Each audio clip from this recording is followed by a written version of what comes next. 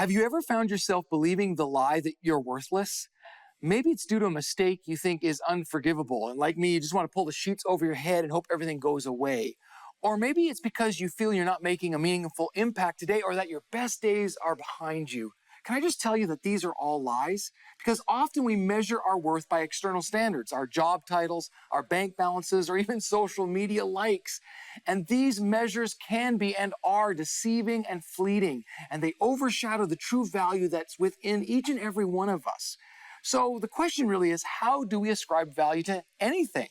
Well, in everyday life, we typically determine value based on its rarity, its usefulness, or demand. For instance, a rare collectible is valued highly because it's unique and everybody wants it.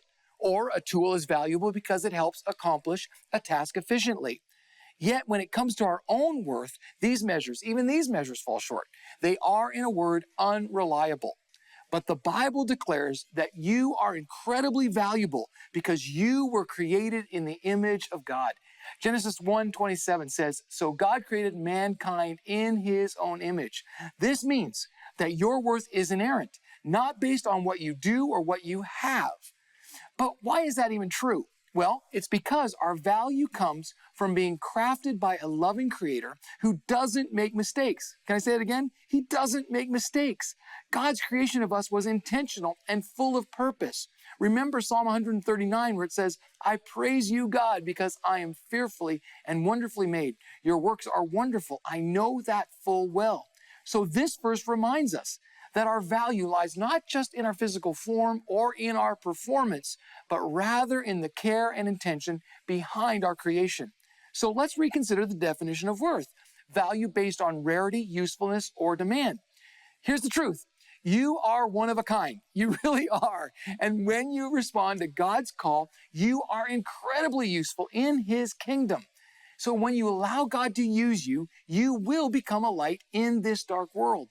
And you'll be in high demand because of the difference that you will be making. And that's what makes you valuable.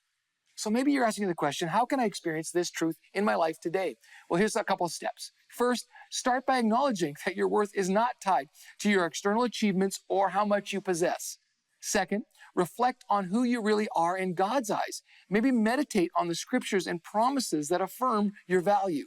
Third, surround yourself with people who lift you up and remind you of your worth. In essence, to truly experience and embrace your worth, you've got to let go of all these external measures and you've got to lean in to God's truth. Remember, you are fearfully and wonderfully made, and your worth is immeasurable in the eyes of your Creator, and He died to prove it.